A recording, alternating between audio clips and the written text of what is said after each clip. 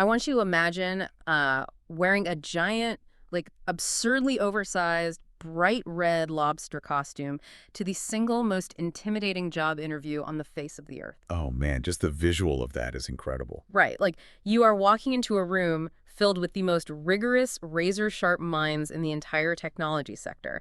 And the stakes here are totally existential for your career. I mean, this room is the gatekeeper to millions of dollars in funding, unparalleled networking, and just, the kind of prestige that permanently alters your trajectory in Silicon Valley. Yeah, and normally people walk into that room wearing carefully curated business casual, right? Exactly. Sweating through their button-downs, armed with all their rehearsed metrics. Yeah, but two founders walked into their spring 2026 Y Combinator interview looking like giant crustaceans. And the crazy part, they actually got the funding. It really creates this intense cognitive dissonance. Yeah. It forces you to completely reevaluate what actually matters in these high-stakes environments. I mean, the image of a plush red claw gesturing toward a pitch deck is hilarious, but the underlying reality is that Y Combinator, an institution that is literally famous for its ruthless pragmatism, they saw past the absurdity. Yeah, they had to. Right, because the technical foundation and the massive market vision were just undeniably solid. So two guys in crustacean suits just pitched a blueprint for a $20 billion AI startup to YC, and today we are looking at the exact roadmap they used to do it. Our mission for this deep dive is to deconstruct a highly specific digital artifact. It's a May 17th, 2026 blog post from a site called Netizen Tday, which is curated by Paramendra Kumarbhagat. And it is a dense post. Oh, absolutely dense. We are exploring the hyper-ambitious trajectory of this new AI startup called Tday.com. We're going to look at the grueling, completely sleep-deprived reality of founder life in San Francisco right now. And we're tracking this massive shift toward agentic AI that is just completely rewriting the rules of software. Yeah, we are dissecting a blueprint for what they're calling a creative operating system. And I want to be clear, this isn't just, a minor software update or some clever little feature. It's a ground-level view of a fundamental shift in how human beings interact with computers to produce value. It's huge. We are sitting inside this dizzying optimism of an impending age of abundance where the constraints of time and, honestly, technical skill are just evaporating. Well, and think about it. If you have ever stared at a blank screen frustrated because you have this brilliant idea for a campaign or a new product, but you completely lack the technical design skills to make it look professional, the friction you feel in that exact moment is about to be permanently destroyed. That's a great way to put it. The friction is just gone. Right. We're moving from an era where technical execution was the primary barrier to entry to an era where your idea, your raw taste, is actually the only thing that matters. And the transition from a manual, human-driven creative workflow to an automated, autonomous one, it's happening much faster than any historical precedent would suggest. We aren't waiting for the next decade for this. The tools to execute this shift are actively being funded and built in like random warehouses in San Francisco today. So the product driving the specific roadmap is called Tday.com, and their tagline is super aggressive. It's design that ships today. I love that. It's very clear. At its core, it is a prompt-to-design workflow tool targeted specifically at non-designers, so marketers, community builders, solo creators, and small internal teams. You just type your idea in plain English, and the system outputs polished multi-panel graphics, like Instagram carousels, campaign grids, presentation decks. And to really understand the significance of this, you have to look back at the limitations of the AI image generation wave that happened, a few years prior. Right, the early Midjourney and Delhi days. Exactly. Yeah. Those tools were visually stunning, absolutely. But mathematically, they were just generating flat arrays of pixels. You would prompt an image, the neural network would navigate its latent space, and it would spit out a beautiful JPEG. Yeah. But a JPEG is a dead end for a marketing team. It varies his. You cannot tweak the kerning on a headline that is baked into a single layer of pixels. That was always the most frustrating part for me. Like, you get this gorgeous image of a futuristic cityscape, but the neon sign in the background says something like ZLQRP because the model fundamentally doesn't understand typography. Yes. The spelling was always a nightmare. And you certainly can't easily swap out your company's logo without exporting that flat file into traditional software and doing all the manual work anyway, which defeats the purpose. So Tday is claiming to bypass this entirely with two primary features. The first one is called brand intelligence. And the promise here is that you upload your logos, your hex color codes, and your typography rules exactly once. And every subsequent generation automatically adheres to that brand identity. The best way to visualize this brand moat is to think of it kind of like hiring a dedicated sous chef for a highly specific restaurant. Oh, I like that analogy. Right. So a sous chef spends months learning exactly how much salt the head chef prefers, exactly how to plate the signature dish, and exactly what temperature the line needs to run at. Once they're fully trained, the head chef just calls out the order and the execution is flawless. And Tday is doing that at the software layer. Exactly. Instead of the AI starting from absolute zero every single time you prompt it, the system injects your proprietary brand vectors and font files directly into the generation pipeline. Okay, so the second feature is what they call iterative editing. This is where they claim you can use natural language feedback, literally just typing, make the background darker or make the headline bolder, and the system adjusts the image. But, I mean, I have to push back here a little bit. Sure. A $20 billion valuation in 5 years for a tool that basically tweaks colors. Yeah. We already have massive multi-billion-dollar design platforms that have just, shoved chatbots into their interfaces. Canva has AI. Adobe has AI. Is Tday really anything more than a feature that an incumbent platform could replicate over a long weekend? See, that is the exact skepticism that investors bring to the table. But the architectural difference here is massive. A legacy platform bolting a chatbot onto a 20-year-old code base is fundamentally different from a system natively built for language-to-layer translation. Language to layer. What does that actually mean in practice? When you tell Tday to make the background darker, the large language model isn't trying to blindly repaint pixels. It is acting as an invisible conductor, reaching into a structured, programmable visual canvas and altering the specific variable for background opacity. It maps language directly onto layer properties. Oh, wow. So it's manipulating the underlying data structure of the design, not just hallucinating some dark shadow over the top of it. Precisely.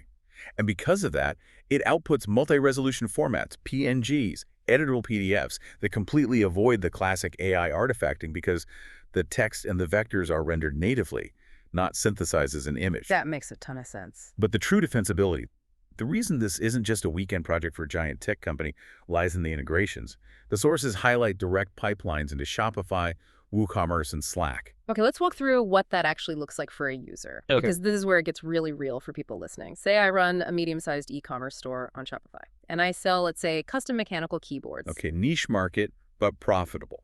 Right. So normally launching a new product requires a photographer, a graphic designer to make all the social assets, a copywriter, and a media buyer. It's a whole team effort. But with a native Shopify integration, the Tday agent detects that a new keyboard SKU has been added to your database automatically. It pulls the raw product photography, the pricing data, and the technical specifications straight via the API. Wait, automatically? Yes, it applies your preloaded brand intelligence, so your custom fonts, your specific cyberpunk color palette, and generates a complete multi-panel ad carousel. It drafts the copy based on the technical specs, sizes the images perfectly for different social platforms, and then just drops the finished layered files directly into your team's Slack channel for approval. That is insane. The friction of the last mile of design is completely gone. It takes the raw database entry and turns it into a fully deployable business asset without a human being ever opening a design program. Exactly. The output isn't a picture, it's an engine. And that engine is the foundation of their hyper-aggressive roadmap.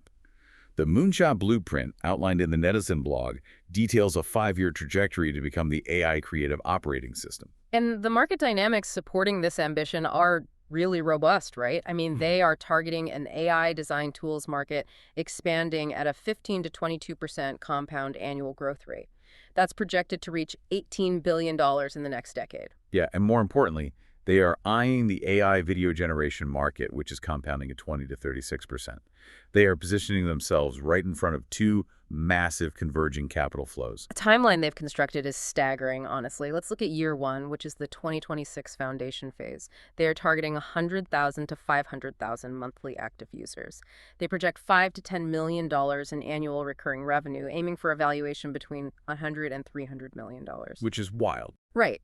For a company that originated from an internal tool just months prior, reaching a $250 million valuation in 12 months requires mechanics that scale way faster than traditional sales teams. And the engine driving that specific year one growth is a mechanism called product-led growth, or PLG, specifically targeting a viral coefficient greater than 1.2. Okay, let's unpack that for a second. A viral coefficient of 1.2 basically means that every single user who signs up organically brings in 1.2 new users through the natural use of the product. Right. It's the same mathematical principle that allowed early collaboration tools like Figma or Slack to spread like wildfire. So if I generate a presentation deck in Tday and share the link with my client for review, that client has to interact with the platform. The product acts as its own marketing vehicle. Exactly. And they amplify that mathematical advantage with localized incentive structures. So the roadmap details things like prompt-to-ship challenges, extensive template galleries, and a revenue-sharing program for creators who build viral design templates. They are actively weaponizing the no designer needed demographic through performance marketing. It's incredibly smart. But the real structural shift in the company happens in years 2 and 3, which they categorize as video domination. The targets in year 3 jump to between 5 and 10 million monthly active users, over 100 million in annual recurring revenue, and a valuation of $1 to $3 billion. They literally aim to hit unicorn status within 36 months by moving beyond static images into text-to-video, image-to-video, lip-syncing, and auto-animating designs. And that shift to video is where the underlying economics of the startup change entirely. Video generation requires exponentially more compute power than static image rendering. To justify these massive projections, they are benchmarking against pure AI video companies from the mid-2020s like Runway. Runway achieved multi-billion-dollar valuations incredibly rapidly. Yeah, because video is highly tangible, incredibly magical to the end user, and it commands a severe premium. Let's talk about those premiums, actually, because years 4 and 5, the platform flywheel phase, target 50 million users, 500 million to $1 billion in revenue, and an $8 to $20 billion valuation. The document explicitly outlines how software valuations function in 2026, and it highlights this massive discrepancy. A traditional software company might be valued at 4 to 7 times its annual revenue. But Tday is modeling valuations based on multiples of 10 to 30 times their revenue. And the 30x multiple isn't just an arbitrary number fueled by AI hype. It reflects a fundamental change in the business model itself. How so? Well, traditional software operates on a flat monthly subscription. You pay $20 a month, regardless of whether you use the tool once or 100 times. AI video and 3D generation, however, operate heavily on compute credits. Oh, right. Because the back-end cost of processing those videos is so incredibly high, they have to charge for the actual electricity and processing power the user consumes. Yes, and that usage-based model creates a revenue stream that scales infinitely with the user's success. If a marketing agency launches a massive global video campaign using Tday, they burn thousands and thousands of compute credits. The software company captures the upside of the user's increased activity. That makes total sense. But the secondary, and honestly perhaps more powerful driver of that 30x multiple, is the proprietary data lock-in. Ah, the brand intelligence we discussed earlier. Exactly. When an enterprise client uploads their entire visual history, their proprietary fonts, their specific tone of voice guidelines, and spends months refining the AI to act as their perfect digital sous chef, the switching costs become insurmountable. Yeah, migrating to a competitor doesn't just mean learning a new interface anymore. No, it means sacrificing months of machine learning refinement. Investors are willing to pay a 30x premium because the churn rate, the percentage of users who cancel their service, basically approaches zero. It's an aggressively brilliant transition. Like, in year 1, you provide the basic infrastructure, the ability to generate images and apply brand guidelines. You are essentially paving the roads to get people onto your platform. Right. By year 3, you introduce the highly visible, compute-heavy video features, you build the skyscrapers that attract massive enterprise attention, and then by year 5, when they plan to launch an API developer platform, you set up toll booths on those roads. You allow third-party developers to build custom applications on top of the Tday infrastructure, and you take a microscopic fraction of every single creative transaction that happens in that entire digital economy. It is a beautiful theoretical model, but I have to say, the execution risk is astronomical. They face immediate threats from massive incumbents, unpredictable fluctuations in global compute costs, and the sheer technical friction of maintaining stability while scaling at that ridiculous velocity. Wait, I really need to stop and ask a $20 billion valuation in 5 years for a company built by founders who just learned how to manage server loads. I mean, how is this not just a massive hallucination driven by a tech bubble? The math assumes perfect execution, Zero competitive response from tech giants who have unlimited capital and an unbroken supply of cheap compute. You are identifying the exact fragility of the model. The projections absolutely assume a frictionless vacuum, which of course doesn't exist. But in venture capital, you do not fund the conservative median. Right. You fund the 1% probability that they actually pull it off, because the returns on that single victory cover the losses of 100 other failures. Mhm. The sheer audacity of the plan is a prerequisite for getting the capital required to even attempt it. Which brings us to the human reality of attempting it. Because you cannot execute an $8 billion infrastructure plan without an intense psychological and physical toll. I mean, the individuals wearing those lobster costumes we talked about at the start, they are Shamsundar Shrestha, a 23-year-old from Nepal, and Cyrus Kelly, a 19 or 20-year-old from Australia. The demographic shift here is so crucial to understand. 10 years ago, a roadmap of this magnitude would likely originate from seasoned 40-something executives spinning out of major tech conglomerates. Totally. Now, the abstraction layers of AI and cloud compute have decentralized access to infrastructure so thoroughly that a 23-year-old and a teenager can genuinely orchestrate enterprise-grade architectures from a shared apartment. And Shamsundar's journey is particularly striking. The Right. blog captures his tweets from May 2026, and the vulnerability in them is completely unfiltered. He writes, quote, "Went from a tiny room in Nepal to building a startup in San Francisco in 3 months. Some days I still can't believe this is real. Then I open my laptop and there are 47 things to fix, and it feels very real, very fast. The dream and the grind are the same thing." It's so raw. It is. He also openly admits that he was rejected from every single university he applied to because his GPA was exceptionally low. And that admission completely dismantles the persistent mythology of the Silicon Valley founder as this academically flawless prodigy. The traditional academic filtering mechanisms, standardized tests, GPAs, elite university admissions, they are increasingly disconnected from the specific cognitive traits required to build in an accelerated technological landscape. He also talks about the specific type of imposter syndrome that breeds in that environment. He says, nobody warns you that the hardest part of YC isn't building the product. It's sitting in a room full of insanely smart people and wondering if you belong here. Then you realize everyone in the room is thinking the same thing. It highlights a universal psychological baseline in these incubators. Y Combinator gathers individuals who are accustomed to being the smartest person in their local environment, right?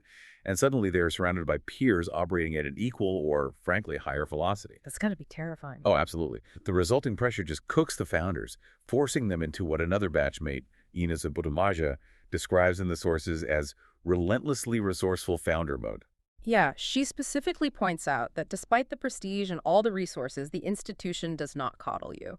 Relentlessly resourceful means when your database crashes at 3 a.m., there is no IT department to call. You figure it out or your company literally dies. Exactly. And Sharm Sundar reflects on this type of resilience in a completely different context, thinking back to childhood bullies. He writes, "Every bully I grew up with peaked at 16. Turns out the skills you build by making people feel small don't transfer. Nobody promotes you for being cruel." The cognitive whiplash of his reality is just intense. I mean, he is processing deep personal reflections on human cruelty and academic failure, while simultaneously managing the physical hardware required to train their AI models. Yes, the Mr. Krabs setup. He posts a picture of a physical machine sitting in their space, describing it as a 247 OpenClaw setup that is red, angry, never sleeps. He is marveling at having 128 gigabytes of RAM locally to run multiple agents in parallel. And that detail about the local hardware is highly revealing. While the public narrative often assumes everything just happens in the cloud, startups dealing with intensive agentic AI workflows often build brute force local machines. Why is that exactly? While running massive language models constantly to test autonomous agents incurs devastating cloud compute costs. It's incredibly expensive. So building a local rig with 128 gigs of RAM allows them to iterate, test, and break things without burning through their venture capital on server fees. So they're sitting next to a literal space heater of a computer orchestrating these models, and they aren't doing it in isolation. The spring 2026 batch is surrounded by other teams building tools that are fundamentally altering the very definition of software engineering. I mean, we have moved entirely past AI as a chatbot that answers trivia questions. We are looking at the proliferation of agentic AI software that actually operates autonomously. This is the broader ecosystem that makes Tday's rapid scaling even possible. The tools being built adjacent to them in San Francisco are automating the very act of building companies. The sources list some highly specific startups interacting within this network, and it's wild. Take a company called Superlog. It's classified as an observability tool, but the mechanism is completely different. Right, because in traditional software development, an observability tool is basically just a dashboard.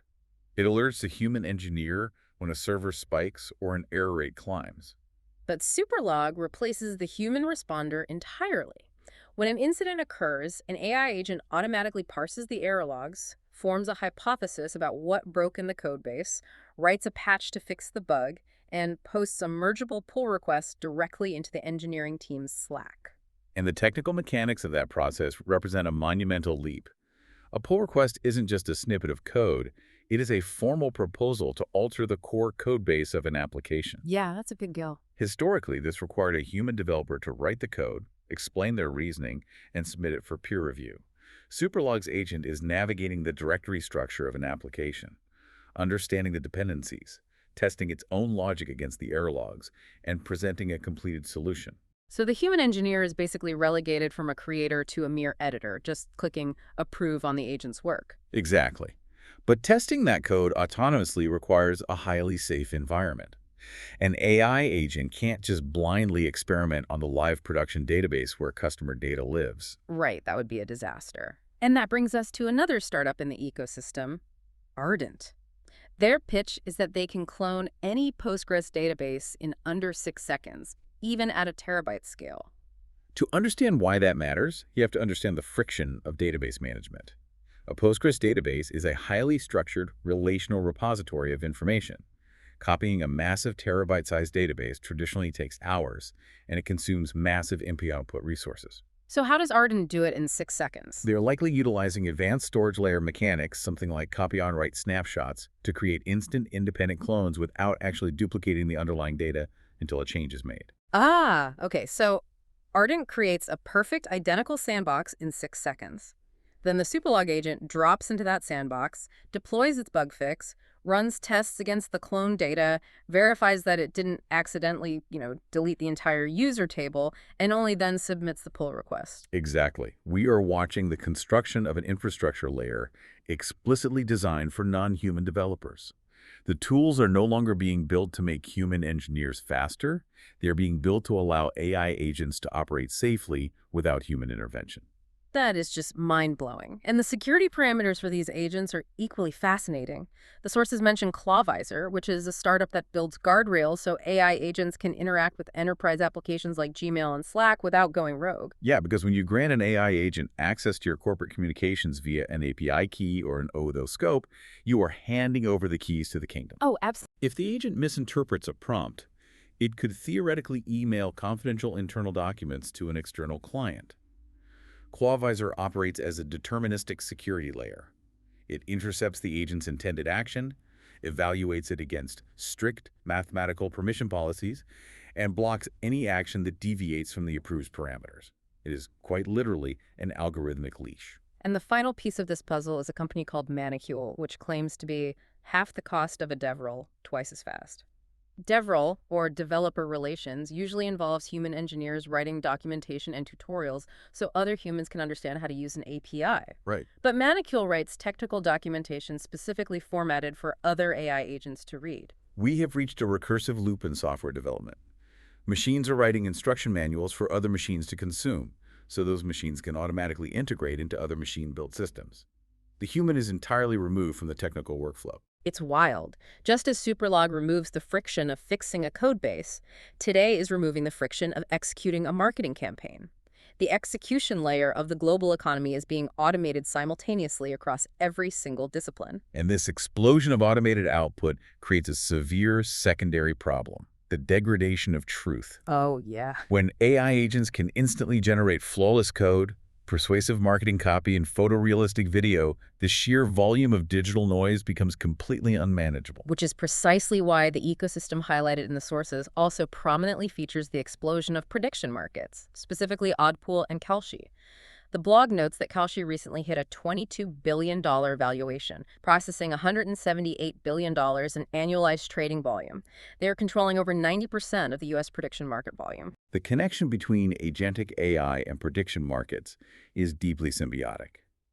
In a digital environment absolutely saturated with AI-generated narratives, corporate PR, and deepfakes, traditional verification methods just fail. If an AI agent can write a perfectly convincing yet entirely fabricated news article, how does the market react? Prediction markets offer an epistemological filter. Because it forces participants to align their claims with financial risks. Yes, exactly. If someone claims a new technological breakthrough has occurred, a prediction market demands they risk their own actual capital to back that assertion. It strips away the marketing noise and synthesizes the collective, financially weighted belief of the crowd. In an era of infinite automated content generation, ground truth becomes the most valuable, scarce commodity. Navigating this landscape, building tools that automate reality while trying to find ground truth requires highly specific mental frameworks. The founders in this ecosystem are clinging to specific philosophical advice to survive all this chaos. The sources actually cite a tweet from investor Paul Graham, who advocates for a specific type of resilience. He writes, "There is nothing more powerful than well-informed optimism. The everything will be fine type of optimism may also be somewhat useful, but it's not as useful as the, what if we tried X kind?" Graham is delineating between passive hope and aggressive experimentation. Passive hope assumes macroeconomic trends will just bail out a flawed business model. But what if we tried X is the engine of the scientific method applied to venture capital. It demands rapid iteration, analyzing failure data, and immediately deploying a new hypothesis. Is literally the only way a startup can outmaneuver a lumbering tech giant. And that experimental aggression is paired with a distinct ethical posture regarding sales. The document quotes Naval Ravikant advising founders to sell the truth and insisting on good deal or no deal. Naval's advice is a direct response to the friction of the modern market. Traditional manipulative sales tactics, creating artificial scarcity, obfuscating the actual capabilities of the software, those require immense energy to maintain. Right. In a hyper-connected ecosystem where an AI agent can instantly scrape your API and verify if your product actually works, deception is just computationally inefficient. Radical transparency is simply a superior survival strategy. The ultimate truth of this ecosystem, however, always comes down to raw mathematics and resources.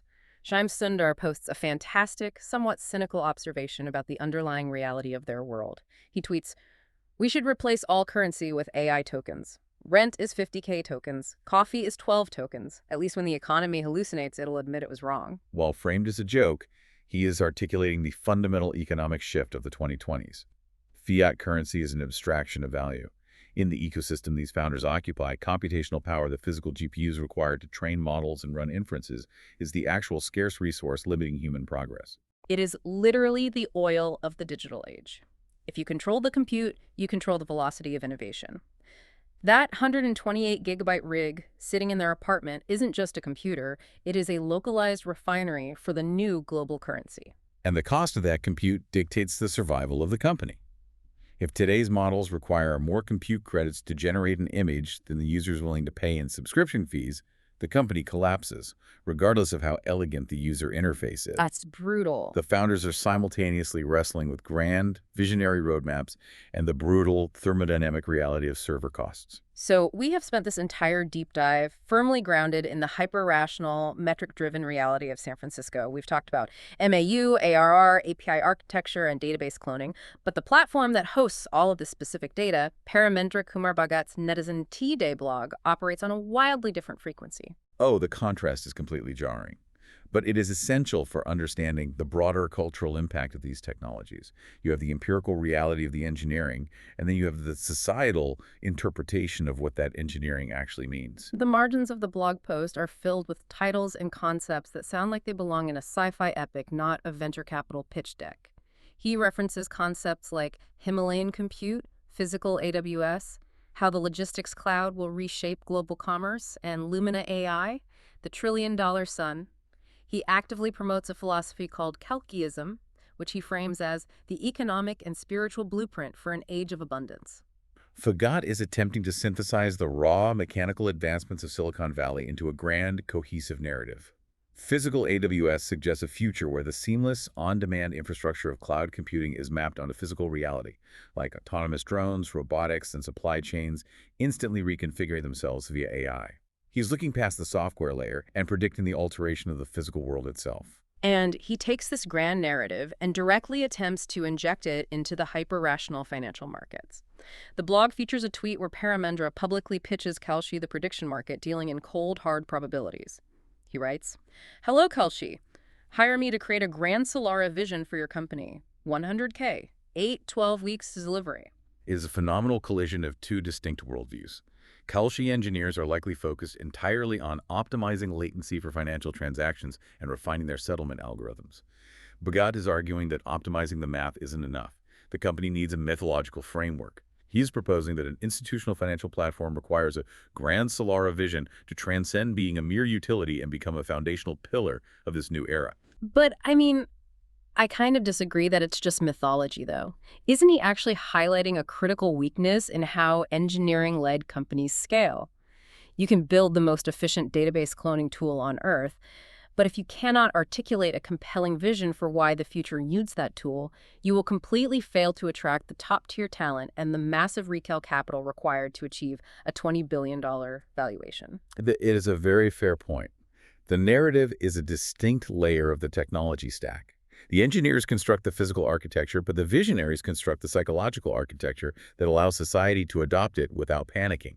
The tension between the grueling reality of a 24/7 compute setup and the sweeping prophecy of an age of abundance really defines the culture of this technological boom. So we have traced this from an absurd lobster costume at an interview to a detailed multi-billion-dollar product roadmap.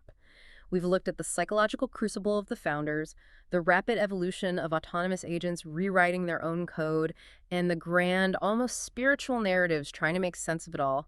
What is the actual ground level takeaway for the listener? I mean, Tday.com is a fascinating case study, but it represents something much larger. The core mechanism we have discussed, the dissolution of technical friction, applies across the entire economy. For decades, the individuals who controlled the output were the ones who had mastered the highly specific syntax of the tools. You needed to know the complex menu structures of Photoshop, or the syntax of Python, or the editing timeline of Premiere Pro. The how was the absolute barrier to entry. But tools like Tday bypass the how entirely. If a plain English prompt can instruct an LLM to manipulate a layered visual canvas, pull live Shopify data, and generate a multi-resolution campaign perfectly aligned with corporate brand standards, well, the technical skill of the operator is no longer relevant. And consequently, the economic premium shifts dramatically. The value moves entirely up the stack to taste, strategy, and conceptual curation. If you are a professional operating in this new landscape, your ability to physically execute a task is commoditized. Your ability to decide which task is worth executing, and your ability to align that output with human emotion and market timing becomes your only defensible moat. We leave you with this final, somewhat provocative thought to mull over. If the architecture of agentic AI continues to compound, if the superlogs and the Tdays of the world allow anyone to perfectly execute, iterate, and scale their creative visions in seconds, we enter an era where the supply of technically flawless content becomes essentially infinite. If the execution costs drop to zero and anyone can generate a multi-million-dollar ad campaign or code a complex application from their bedroom, what happens to the inherent value of content? Does the digital landscape just become a paralyzing sea of perfect, high-quality, exquisitely branded noise? And if everyone possesses a magic machine capable of executing any idea flawlessly, how will your uniquely human ideas manage to stand out in the age of abundance? Maybe it requires a little bit of absurdity. Maybe in a world dominated by perfect digital agents, the only way to signal true human authenticity is to walk into the room wearing the lobster costume.